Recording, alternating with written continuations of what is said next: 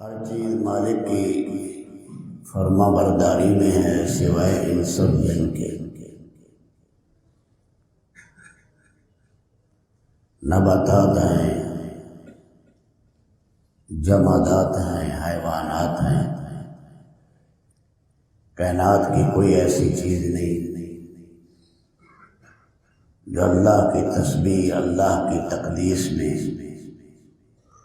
مالک کی یاد میں لگے ہی نہ ہو۔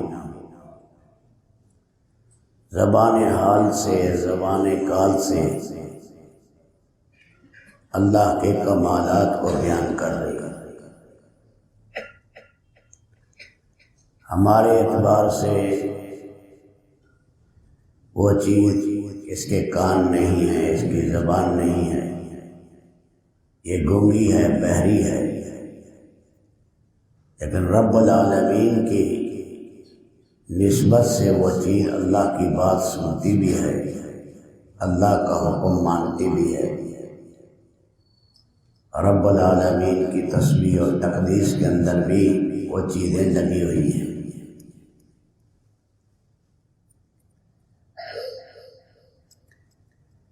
ایک دفعہ سید الکونین آقا نامدار صلی اللہ علیہ وسلم مسجد نبوی میں تھے۔ مسجد نبوی کے باہر بھیڑی آ گیا، بھیڑی۔ اب یہ درندہ ہے، انسان سے مانوس نہیں، اور بکریوں کو اچک کر کھا جانے والا ہے۔ 100 کے قریب بھیڑی آئے۔ ان کا ایک نمائندہ تھا، اس نے اللہ کے نبی صلی اللہ علیہ وسلم سے بات کی۔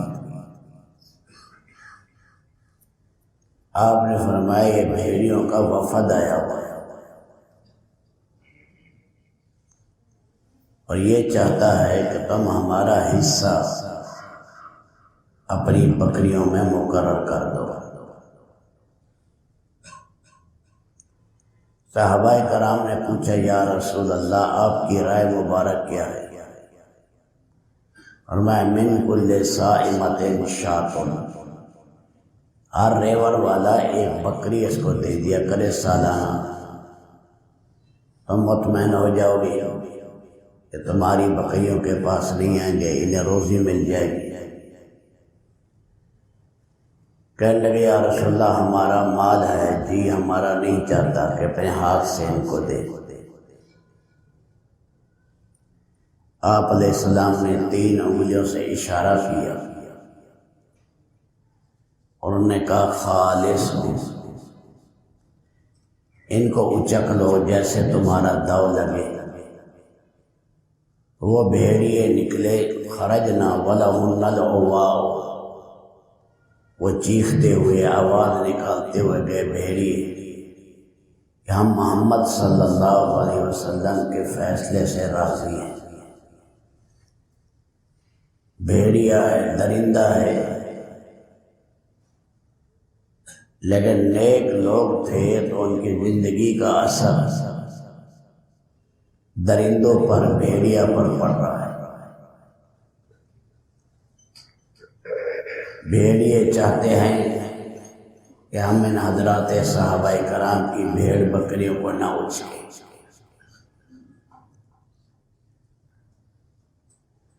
اللہ نے ان کے دلوں میں، درندوں کے دلوں میں بھی اللہ تعالیٰ شانہ نے محبت پیدا کر دی۔ حضور صلی اللہ علیہ وسلم کے آزاد کردہ غلام تھے حضرت سفینہ، نام اور تھا سفینہ اس لیے کہ ایک سفر میں سارے ساتھیوں کا، بہت ساتھیوں کا سامان اٹھایا۔ اللہ کے نبی نے فرمایا وہ تو سفینہ ہے، یعنی کشتی کی طرح، جیسے کشتی میں بہت زیادہ سامان لاد دیا جائے۔ لشکر میں رومیوں نے کسی طرح انہیں پکڑ لیا اور انہیں قید کے اندر ڈالا۔ یہ کسی طرح وہاں سے نکل گئے۔ ایک اور ساتھی ان کے ساتھ آگے گئے تو آگے سارا جنگل ہے، سامنے سے اچانک بھیڑیا نمودار ہوا۔ ان کا ساتھی گھبرا گیا، یہ بھیڑیے کی طرف چلے گئے رک کر کے۔ کہا کہ آنا مولا رسول اللہ صلی اللہ علیہ وسلم، میں رسول اللہ صلی اللہ علیہ وسلم کا غلام ہوں۔ اب بھیڑیا جو تھا اس کی سارے ادائیں اللہ نے بدل اسے کو نرمی سے اللہ نے بدل دیا، اور ایک مشفق جانور کی طرح پیش آنے لگا۔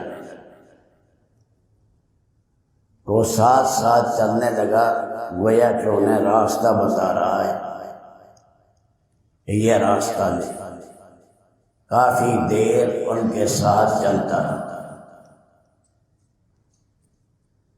بعد میں اس بھیڑیے نے آ کر اپنا جسم انہیں ملا، جیسے یورینی طریق کو مجھے راستہ دکھانا چاہتا ہے کہ یہ سڑک ہے، اسی پر اب چلے جانا۔ وَيُوَدِّعُنِي، اور مجھے الوداع کہہ رہا ہے کہ اب خدا راستہ آ گیا ہے، اس راستے پر چل کر تم اپنے ساتھیوں سے مل جاؤ۔ بھیڑیا رہنمائی کر رہا ہے، رہبر بن رہا ہے، رہنما بن رہا ہے۔